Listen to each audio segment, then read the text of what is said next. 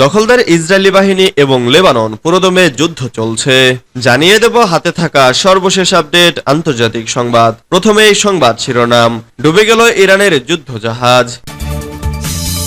এরপর জানিয়ে দেব উত্তর কোরিয়ার সাথে সম্পর্ক গভীর করা অব্যাহত রাখবে রাশিয়া।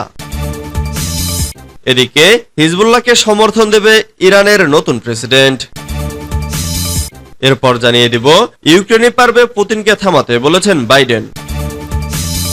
আরো জানিয়ে দিব নতুন প্রেসিডেন্ট এলেও ইরানের কোনো পরিবর্তন হবে না।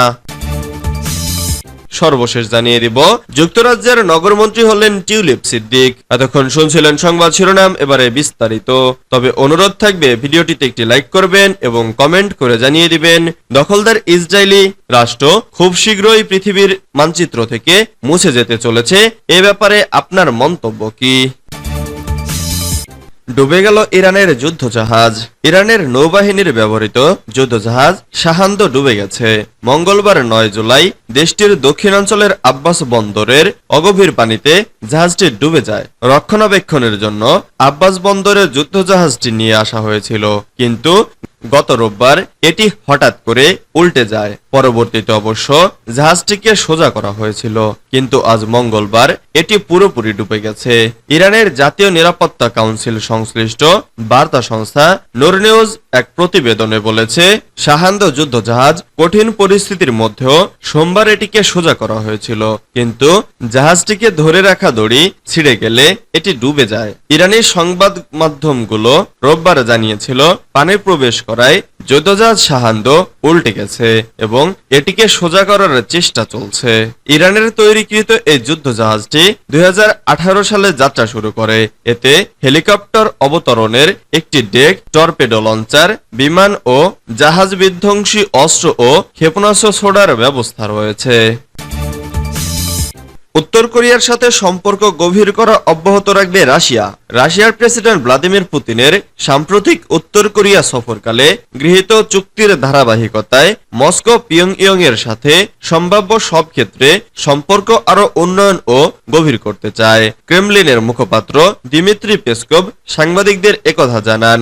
তিনি বলেন, প্রেসিডেন্ট পুতিনের সাম্প্রতিক পিয়ংইয়ং সফরের সময় যে চুক্তি হয়েছে তার ধারাবাহিকতায় আমরা আমাদের নিকটতম প্রতিবেশী দেশের সাথে সম্ভাব্য সকল ক্ষেত্রে সম্পর্ক উন্নয়ন ও গভীর করতে চাই। পেসকভ উত্তর কোরিয়ার সামরিক একাডেমি প্রতিনিধি দলের রাশিয়া সফরের ব্যাপারে গণমাধ্যমে প্রকাশিত প্রতিবেদনের বিষয়ে সাংবাদিকদের প্রশ্নেরও জবাব দেন। তিনি রাশিয়ার প্রতিরক্ষা মন্ত্রণালয়ের কাছে ব্যাখ্যা চাওয়ার সুপারিশ করেন। পুতিন 18-19 জুন উত্তর কোরিয়া সফর করেন। এটি ছিল তার রাষ্ট্রীয় সফর। গত সেপ্টেম্বরে রাশিয়া সফরকালে উত্তর কোরিয়ার নেতা কিম জং উন রুশ প্রেসিডেন্টকে পিয়ংইয়ং সফরের আমন্ত্রণ জানিয়েছিলেন। খবরে বলা হয়, পুতিনের সফরের অংশ হিসেবে দেশ দুটি ব্যাপক কৌশলগত অংশীদারিত্ব চুক্তি, স্বাস্থ্যসেবা, চিকিৎসা, শিক্ষা ও বিজ্ঞানে সহযোগিতা করার এবং তুমান্নয়া নদীর ওপর একটি হাইওয়ে সেতু নির্মাণে চুক্তি স্বাক্ষর করা হয়। হিজবুল্লাহকে সমর্থন দেবেন ইরানের নতুন প্রেসিডেন্ট। ইরানের নবনির্বাচিত প্রেসিডেন্ট মাসুদ পেজেশকিয়ান বলেছেন, তার দেশ লেবাননের সশস্ত্র গোষ্ঠী হিজবুল্লাহকে সমর্থন দেবে। গত সোমবার এক বিবৃতিতে তিনি একথা বলেন। গত শুক্রবার ইরানের প্রেসিডেন্ট নির্বাচিত হওয়ার পর আন্তর্জাতিক নীতি নিয়ে করা অন্যতম মন্তব্য ছিল এটি। বিবৃতিতে ফিলিস্তিনিদের ওপর নির্বিচার হামলা চালানোয় ইসরায়েলের নিন্দা জানান তিনি। হিজবুল্লাহকে আর্থিক ও সামরিক সহায়তা দেয় তেহরান।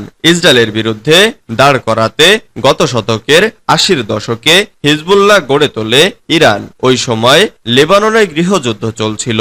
দেশটির দক্ষিণাঞ্চল দখল করে রেখেছিল ইসরায়েল। পেজেশকিয়ান বলেন, মিত্রদের প্রতিরোধের সমর্থন করা ইসলামিক প্রজাতন্ত্র ইরানের মৌলিক নীতি। তিনি আরো বলেন, এ ধরনের পদক্ষেপ গাজায় ইসরায়েলের অপরাধমূলক কর্মকাণ্ড বন্ধ করতে পারবে বলে তার দৃঢ় বিশ্বাস।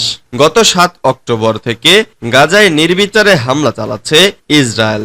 এরপর থেকে প্রায় প্রতিদিনই লেবানন সীমান্তে ইসরায়েলি সেনা ও হিজবুল্লাহ যোদ্ধাদের মধ্যে সংঘাতের খবর পাওয়া যাচ্ছে।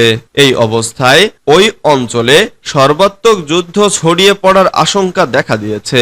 এর আগে সোমবার সকালে ইরানের পররাষ্ট্র মন্ত্রণালয়ের মুখপাত্র নাসের কানানি বলেন, লেবানিজদের সহায়তা করতে বিন্দুমাত্র দ্বিধা করবে না ইরান। তাই এই অঞ্চলে কোনো ধরনের তৎপরতা চালানোর আগে এর পরিণতি সম্পর্কে ইসরায়েলের সতর্ক থাকা উচিত। ইউক্রেনই পারবে পুতিনকে থামাতে বলেছেন বাইডেন। মার্কিন প্রেসিডেন্ট জো বাইডেন বলেছেন, পুতিন ইউক্রেনকে সম্পূর্ণ পরাস্ত করতে, ইউক্রেনের গণতন্ত্রকে শেষ করতে ও ইউক্রেনের সংস্কৃতিকে ধ্বংস করতে চান। তিনি দেশটিকে মানচিত্র থেকে মুছে ফেলতে চান। আপনারা জানেন, পুতিন কিন্তু ইউক্রেনে থামবে না, কাজেই কোনো ভুল করা যাবে না। ইউক্রেনই পুতিনকে থামাতে পারে এবং দেশটি তা করবেই। গত মঙ্গলবার ন্যাটোর ৫৭তম শীর্ষ সম্মেলনের উদ্বোধনী অনুষ্ঠানে বক্তৃতায় বাইডেন এসব কথা বলেন। ওয়াশিংটন ডিসির রোনাল্ড রিগ্যান ইনস্টিটিউটে সম্মেলনটি শুরু হয়। এই ইনস্টিটিউটেই ১৯৪৯ সালে the North Atlantic Treaty Organization যাত্রা শুরু করেছিল। ন্যাটোর এই সম্মেলন বাইডেনের রাজনৈতিক জীবনের জন্য অত্যন্ত গুরুত্বপূর্ণ ছিল। গত ২৭ জুন ডোনাল্ড ট্রাম্পের সঙ্গে প্রথম নির্বাচনী বিতর্কে ভালো করতে না পারায় তিনি চাপে আছেন। ওই বিতর্ক বিপর্যয়ের পর থেকে নিজ দলের সদস্য, অর্থদাতা ও সাধারণ ভোটারদের বড় একটা অংশ বাইডেনের সরে দাঁড়ানোর আওয়াজ তুলছেন, যা এখনো অব্যাহত রয়েছে। নতুন প্রেসিডেন্ট এলেও ইরানের কোনো পরিবর্তন হবে না। সাবেক প্রেসিডেন্ট ইব্রাহিম রাইসি হেলিকপ্টারের দুর্ঘটনায় নিহত হওয়ার পর ইরানে প্রেসিডেন্ট নির্বাচন হয়েছে। সেই নির্বাচনে জিতে দেশটির নতুন প্রেসিডেন্ট হয়েছেন উদারপন্থী মাসুদ পেজেশকিয়ান। তবে নতুন প্রেসিডেন্ট এলেও তার অধীনে আন্তর্জাতিক রাজনীতিতে ইরানের অবস্থানে বড় কোনো পরিবর্তন আসবে না বলে মনে করে যুক্তরাষ্ট্র। গতকাল সোমবার মার্কিন স্টেট ডিপার্টমেন্ট এর মুখপাত্র ম্যাথু মিলার সংবাদ মাধ্যমকে বলেন, ইরান যে পথে এগোচ্ছে বা তাদের যে নীতিগত অবস্থান, এই নির্বাচনের ফলে শেষ হবে বড় কোনো পরিবর্তন আসবে বলে আমি মনে করি না। কারণ দিন শেষে ইরানের ভবিষ্যৎ নীতি নির্ধারণে প্রেসিডেন্ট নন, শেষ কথা বলেন সুপ্রিম লিডার। তবে নতুন প্রেসিডেন্ট যদি এই ধারণা ভুল প্রমাণ করতে পারেন, তাহলে যুক্তরাষ্ট্র তাকে স্বাগত জানাবে বলে মন্তব্য করেন মিলার। তবে নতুন প্রেসিডেন্ট যদি ইরানের পারমাণবিক প্রকল্পের কাজ সীমিত করতে পারেন, মধ্যপ্রাচ্যে অস্থিরতা তৈরি করে এমন কর্মকাণ্ড বন্ধ করতে পারেন, তাহলে সেসব পদক্ষেপকে আমরা স্বাগত জানাবো। যুক্তরাজ্যের নগরমন্ত্রী হলেন টিউলিপ সিদ্দিক। যুক্তরাজ্যের নগরমন্ত্রী হিসেবে দায়িত্ব পেয়েছেন বঙ্গবন্ধু শেখ মুজিবুর রহমানের নাতনি এবং প্রধানমন্ত্রী শেখ হাসিনার ছোট বোন শেখ রেহানার মেয়ে টিউলিপ সিদ্দিক। মঙ্গলবার ব্রিটিশ সরকার